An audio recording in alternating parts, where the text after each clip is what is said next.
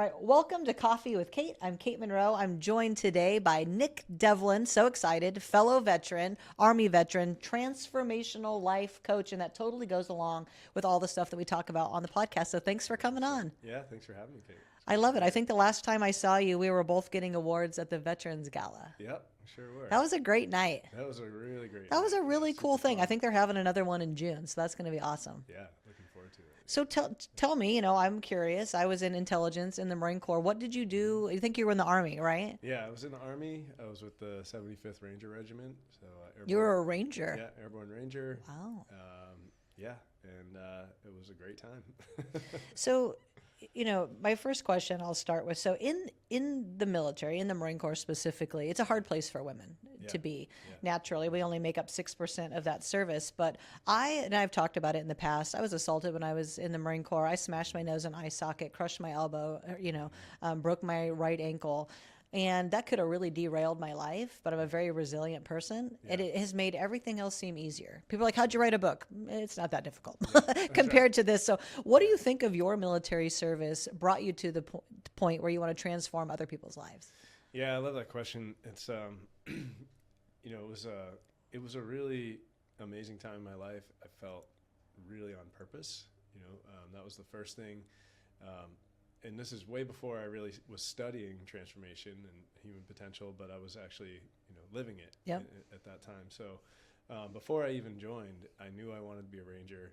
I was memorizing the Ranger Creed. Like, I had such a clear vision, that this is what I was going to become, that all of the selection process and all the, the brutality that they put you through to see if you can make it, that was all just like secondary for me. Yeah. I knew I was going to make it. So that was kind of a big lesson that I took away from my time in, was that, having a very clear vision that you're committed to is number one. Well, it's necessary for life. Right. I mean, if you don't write down all of your goals, have it clearly cemented, know where you're going, how are you ever going to get there? Yeah, exactly. Yeah. So that was that was one big lesson. And then being in regiment, I mean, it really is like an elite unit, right? It's like the 1% of the 1% of the 1%. It's like Navy SEALs, Force Recon, that type of thing. Same type of thing, yeah. Special operations. And so being surrounded by people who are really pushing themselves to always be the best, mentally, physically, tactically, that was a really cool experience as well to be a part of. That a lot of people, don't no, it's have like, that experience. Well, that's the thing that happens with veterans, where they look at you, you being what was it? Ranger. Yeah. There's the SEALs, there's Force Recon, there's Coast Guard Tactical, there's all these guys, and your everyday veteran looks at people like you and they say, well, those are the heroes. That's who deserves the help. That's who should be getting paid. That's who I wish I had been. Yeah. What would you say to the everyday veteran that maybe didn't serve in the way that they wish that they had, or they feel like their service is somehow less valuable than yours? What would you say to them? Yeah. Everybody did their part. And I think comparison is the thief of joy, right? Yes. Somebody said so many things are the thief of joy. That's true. Perfectionism. Yeah, exactly. Yeah. But really, I mean, just be proud of what you did and of your path and your journey. That's exactly what you were supposed to do. And then, if there's something left that you still want to do, then, make a plan for that. And well, there's a lot of ways to serve. Yeah. Right. Like we're still serving. We're still serving veterans. I feel like it gave me a little bit of closure to do something entrepreneurial that's focused on veterans. Right. Yeah. It's my way to give back and sort of finish what I started, because I didn't get to finish. Yeah. Right. You have that sort of unfinished business thing. I thought I was going to stay in for 20 years. Yeah. Retire, work for an agency. That's why I went into intelligence, and that didn't happen. I as I said, I had a lot of different injuries that ended my career early, and I'm a finisher. Part of my book is I finish everything. Everything I start, I finish. So this was sort of my way to get back on track and finish that mission. That's a really great point. So I deal in the space of dreams, right? Yep. Visions and life goals and dreams and things like that. And the way life works is that whatever dream that you're pursuing, eventually that will change. Yeah. Right. In my experience, and it sounds like yours too, right? At some point that changes. Maybe it's a external force that forces you to leave that path, or it's an internal desire, or whatever that is.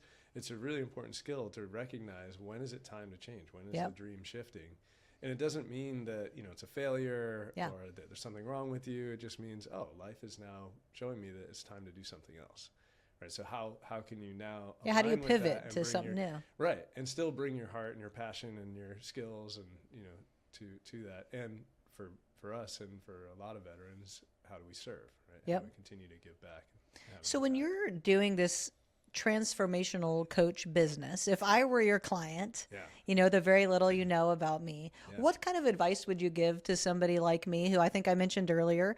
We have scaled our business from 750,000 or so in 2023, Yeah. 10 million Yeah. or so last year. We'll probably do 25 to 30 million this year, scaled from 5 employees to 100 something Yeah. employees, and the trajectory I'm on. What advice would you give me as a leader, CEO, female entrepreneur? Yeah. So Big question. Yeah, it's a I'll great drink one. my And- coffee while you think.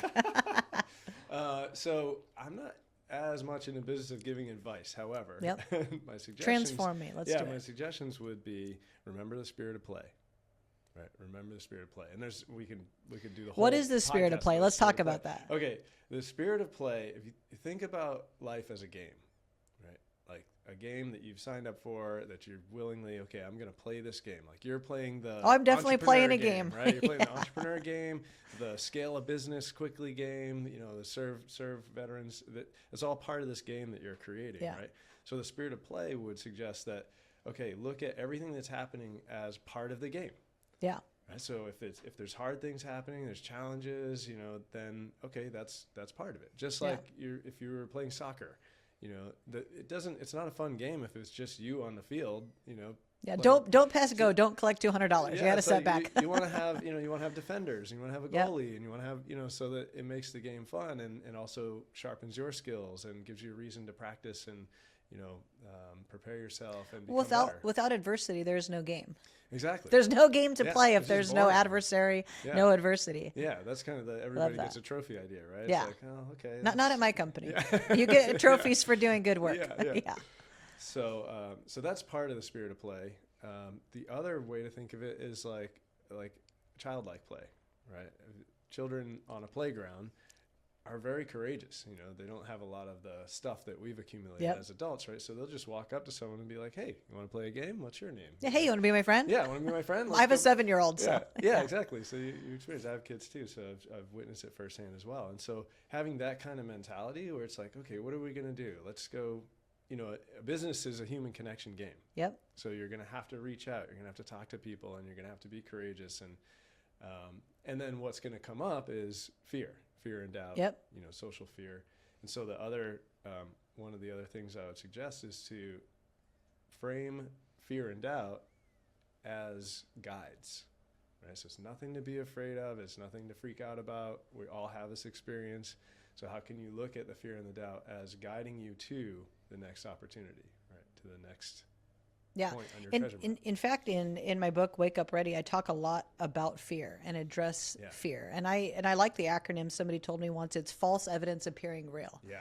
You're extrapolating something tiny and you're magnifying it. You're aggrandizing it yourself. You're making it bigger than it really is. When in reality, almost everything we're scared of is never going to happen. That's right. I mean, how often has the thing you're scared of actually happened? In my life, it's very rarely happened. Yeah. And you can't be scared of what happened yesterday because it's already over. Right. So fear is only out here, and most of it is in our mind. That's It's what all I in our feel mind. like. Yeah. The other one I like is face everything and rise. I like that. So between those two, right? I think Positive we're spin on it. Yeah. You're heading in the right direction. And it is in your mind and in your body, but it is a real experience, right? Yeah. We experience the fear, even if the fear is of something that will never happen. Like there's a real experience happening. Yep. That's one of the things in my coaching that I get excited about, right? Because I look at it as a gift. That is the signal pointing us in the direction we need to go. So when you have that experience of fear in the body, when you can stop and really dig into it, then you can understand, what is holding you back. And then we have a way to actually alchemize that and turn it into freedom, right? So that you can take action. It's really cool.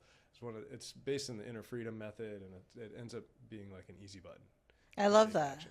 Yeah. I love that so much. so- I would love to schedule some time with you, Yeah. hire you to do some stuff. I actually took, love that, you've heard of cognitive behavioral therapy, obviously. So I went through a very dark time in my life. And if you knew me well, you would think of me as a person who would never stumble or get low or whatever. I mean, I had a hostile takeover of my business only in the beginning of January this year, and we're already this last month had the biggest month we've ever had. Completely got the company back, and it was that resiliency.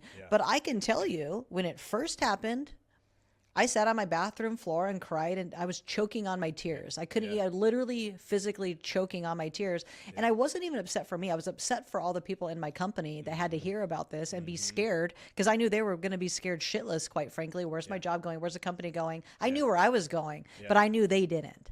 And it really, really upset me. But if I had not gone through cognitive behavioral therapy before, it would have been a much harder experience. I did it for about 8 months, and I will tell you, it is a lot of work. It was like unpacking presents from a tree that you never opened for Christmas. You're like, I don't know if I should open that one. There's a box of shit in there, and I shouldn't touch it.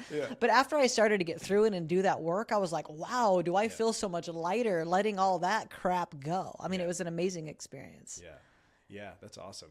Yeah, a lot of the techniques I use are informed by, other techniques, right? Like internal family systems, polyvagal theory, I do some trauma-informed stuff, CBT. Yep. And it's all kind of folded in to the methods that I use. And the spin really for my coaching is that we're always focused on the dream. We're always like future focused. Yep. Right. So things will come up from our past, and we don't shy away from it. We'll go right into it. Right. But with this lens, with this frame of like, okay, how is this happening for you? Right. I love that. How is this happening for you? Yeah. And that's, going through this thing that we did as a company, it actually brought the company so close. I mean, there was literally no light between us. I mean, it literally took us from 3 silos into everybody being like the Spartans with their shields pulled in, like, no, we're ready to go. And that trauma bond had a very interesting effect on us. It had a huge positive impact. It didn't seem like it was going to, because it was scary. But now we reflect on what a blessing it was. Yeah, it's awesome. Yeah, I love that. There's so much juiciness to that story, like bringing everybody closer and really figuring out what you're made of, and anytime that you're playing a big game or going for a big dream, you're going to face big challenges, right? So it's cool. It's like it's almost confirmation. Like, well, okay, now I'm about to be there. Big, right? Yeah. Because I got this huge challenge. Of this hostile takeover. Like, well, they tried to take our money. Yeah. They came in trying to steal the money that was in the bank, and it signaled to me, wow, I've arrived where the company's big enough. Someone wants to try to steal it from me. I was like, I win. I'm here. I've done it. We made it. Yeah, we're really here, guys. We really did it. Yeah. And then when you recommit, right? Because that might have thrown you off course, right? It might have derailed you completely, and that's no good, bad, right, wrong necessarily. But you chose, no, we're gonna stand strong. We're gonna rise above this, right? And recommitting to that dream, and then look what happened. Oh yeah, the outcome is crazy. It's that's very common, right? When I'm coaching people and they have a big dream and then they face a big challenge, when we move through it with power and balance and grace, on the other side, it like opens up this treasure chest. Right? Well, it's interesting, something that we were talking about a second ago, I want to come back to. A lot of people, when they see adversity coming, they're like, oh no, I'm getting close. The tendency is to want to stop or to try to go around it. How can I get away from this? The fastest path is through it. That's what I have figured out. If you just go through it, you'll only be in it a day, because anything can be temporary if you keep going. It only becomes permanent when you stop. So if you stop in the middle of adversity, it's going to continue on.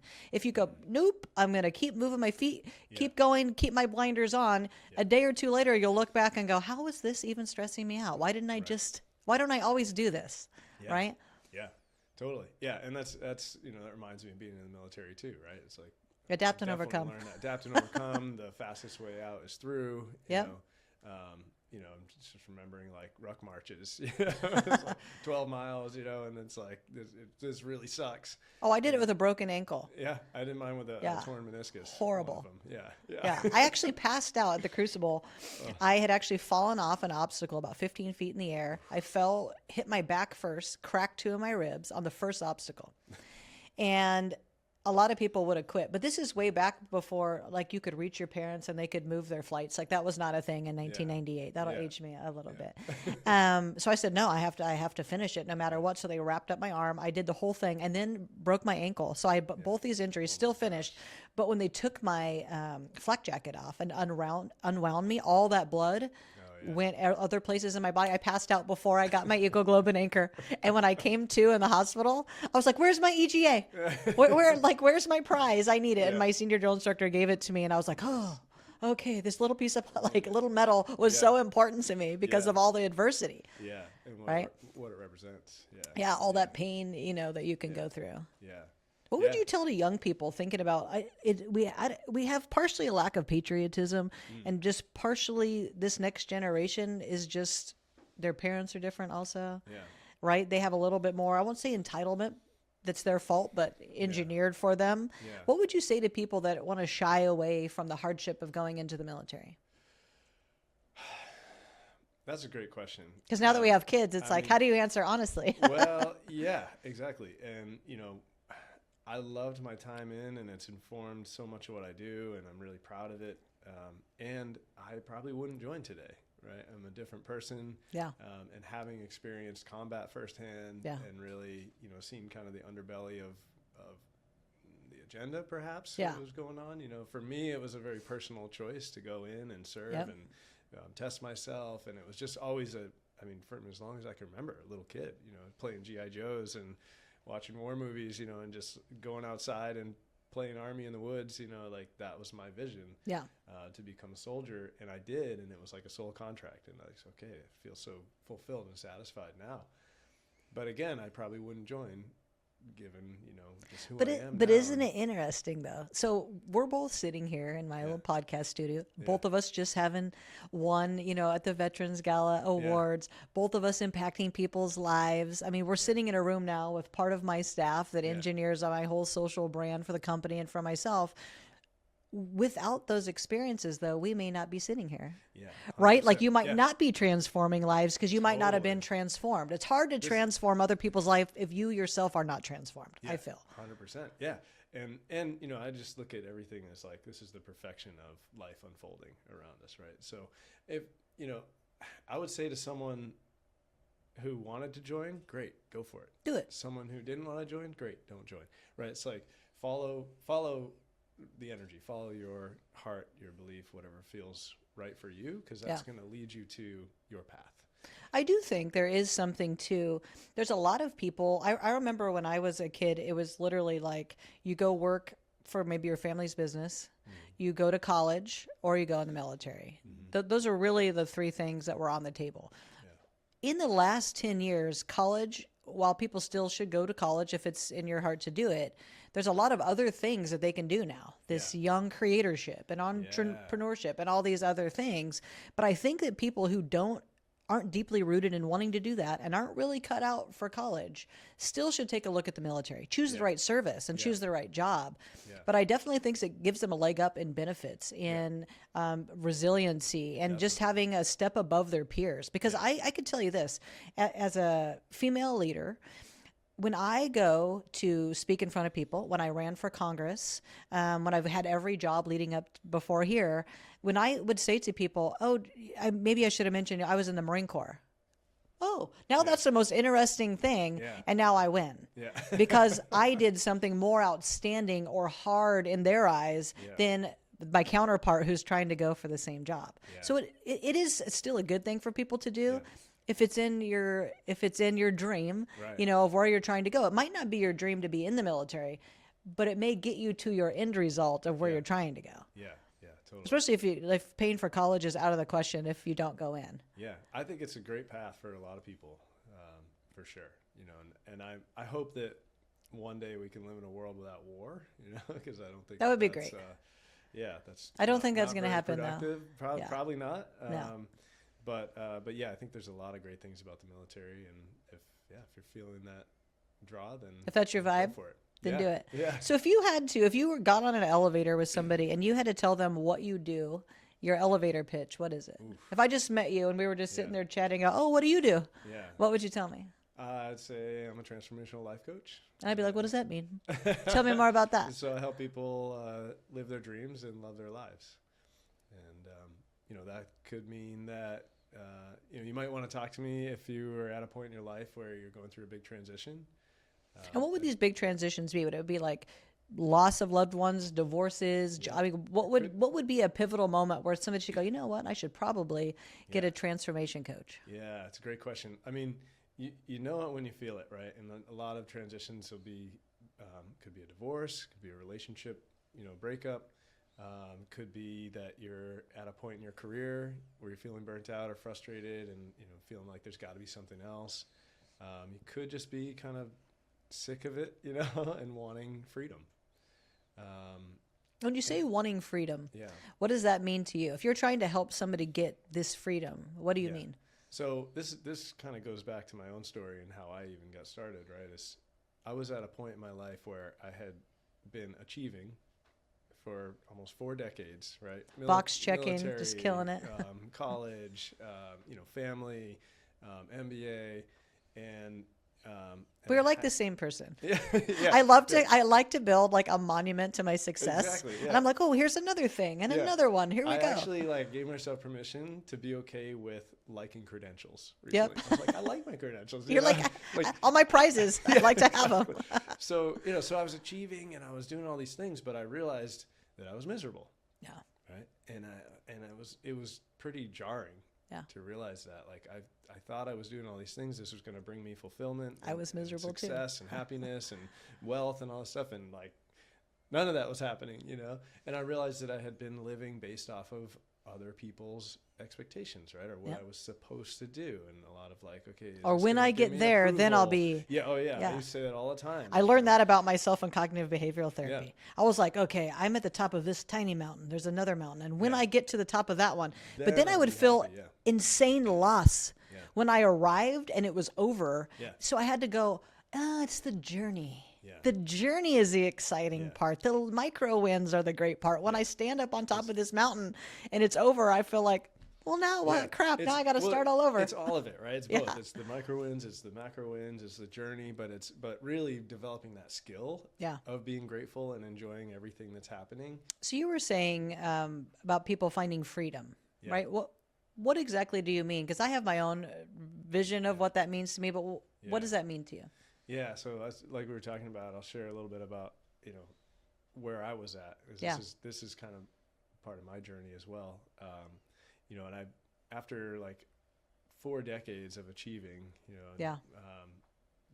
getting my engineering degree and going to the Army and getting my MBA and having a family, I realized that I was pretty miserable. I wasn't living the life that I wanted to live.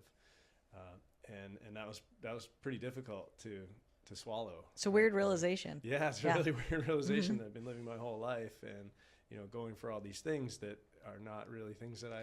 You were not in the GATE program as a kid, were you? The what? Were you in GATE as a kid? Yeah, on another day, I'll tell you how I think I ended up here. Crazy story. Keep going. Okay, cool. Yeah. So I, had done all these things and then realized I was miserable and had to figure out a different way to live. And so for me, I realized okay, I need to live my life with intention. That was the kind of insight that I had. And I didn't really know what that meant. But what I realize now is that I was seeking to live my life, right? A life aligned with what I wanted, and live it on my own terms and just kind of, be free to choose my own adventure. Yeah. You only get one life. Right. So so I'm really grateful for that awareness happening, but that's something that I think a lot of people are experiencing at some point in their life, right? They're having that kind of pivotal moment where it's like, wait a second, I've been putting all this effort into my life and building this life that I don't even really want, in this way. And that can be tough because you might have a family, you might have, your career is going a certain way. So it can take a lot of courage to shift that. But that's where coaching comes in. And it's really such a powerful tool because we can methodically kind of shift things pretty quickly, but in a way that's practical, in a way that's okay, we're not going to end up on the street or Yeah. homeless or Yeah, and in a second, remind me, I want to get to what you think is a differentiator, Yeah. in your coaching. But I would say to everybody listening, don't be like me. I am an achiever, an overachiever, like so type A. I am always playing a game called I win.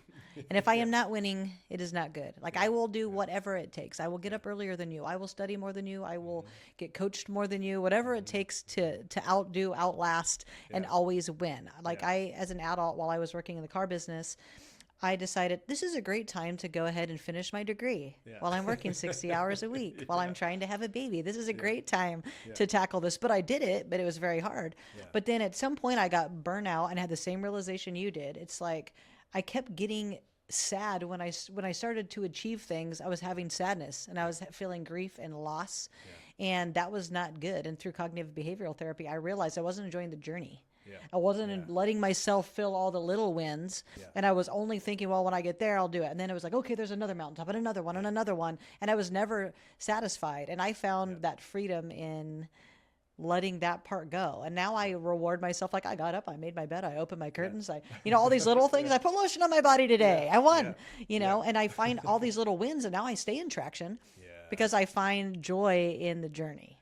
I think that's just been transformative for me. So what's different about what you do? Well, Tell me. I just want to speak to that for a moment. Like the skill of gratitude and celebration are a lost art. Celebrate. Celebrate. That's the fun of life. It's a beautiful tool to bring in and a practice to have that will make your life more enjoyable and get you closer to that life balance that everyone is. My little son, I try to celebrate all of his wins. I want him to be excited as a human being. I want him to want to, strive and get excited. And if he walks in the house and he did something good, he will run to me to show me, Mommy, look what I did. Give me my kudos. I need my affirmation, Yeah, that's awesome.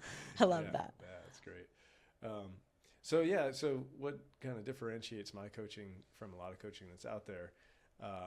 There's for decades in coaching and in the human potential movement, there's been sort of these key themes of coaching, which are like accountability. Yep.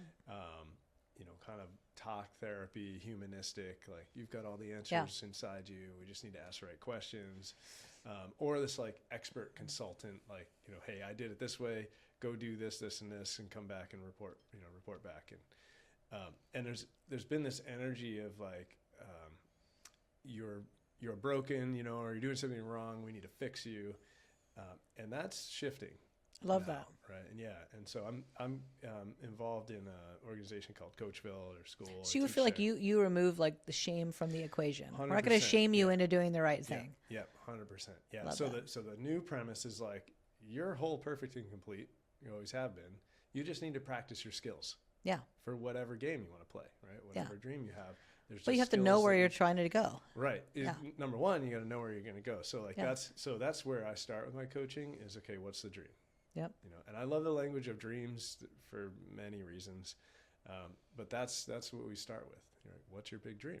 Yeah. And then the next step is belief, right? So, okay, where are the beliefs? Because as soon as you start really allowing yourself to say out loud, like, I want to do this and I want to do this and this, you're going to start to get those like imposter syndrome, fear and doubt, like, imposter syndrome is the worst. Yeah. It is the absolute worst. It's a huge opportunity, right? Yep. So all this stuff that comes up is starting to show you the beliefs that you need to upgrade in order to live this dream. I think imposter syndrome comes from paradigms, a lot of times from your childhood. A limiting belief system, like we were never this, so you'll never be that. You're this, you could never, like whatever. And if that's what you have, you're right. Whatever you believe, that's true. Yeah, that's right. So how do we get your thinking up? How do we get your belief up? I love that. Exactly. Yeah, and there's some a lot of wisdom around that. Books that have been around for 100 years. Go look up imposter syndrome. We're going to have another chat on that though, because that's cool. That is, especially with this younger generation, a huge thing. Yeah. People from like 45 to 25, it's rampant. Yeah, it's huge. Yeah. I mean, I would say it's probably 95% of the human population. Yes. Even people that are like really successful. Maybe I felt it when I was running for Congress. I was like, are these people crazy? I'm going to run for Congress. Yeah. And now looking back, I'm like, I should definitely have won. I would have crushed that. Yeah. And maybe with a deeper level of belief. Right? Yeah. You never know. But a lot of the people I coach that are at like higher levels of leadership have it. have it big Yeah. time, you know? And so, yeah. Well, it but happens all right an before, it's opportunity. like right when you put on a new cap and you're like, oh, Yeah. I just got here. Then you're like, they're going to know I don't know. Yeah. Yeah. Like, how will they know? They'll yeah. know. You know? They'll know. They'll know. Yeah. But it is, you know, it's a big opportunity. And so that's the next kind of phase, major phase. And then after that is act, right? So Yeah. dream, believe, and act. Dream, believe, and act. Yeah. I love That's that. kind of the broad arc of how we move through a transformational journey. Now, I don't want to cut you off. We Yeah. are running out of battery space. Oh, okay. Apparently, they're All right. like, shut it down. But I want people to know, where can Okay. they find you? If somebody wants to get in touch with you, learn more about you, where can they find you? Yeah. NickDevlinCoaching.com. NickDevlinCoaching.com. We'll make sure to put that on the screen for you. What a great chat this was. Yeah, this Thank was you awesome. so I'm gonna much. do it again. Thank you for your service, and thank you for your service that you're currently doing. I love it. Thanks so much. Thanks for Join us next time for more.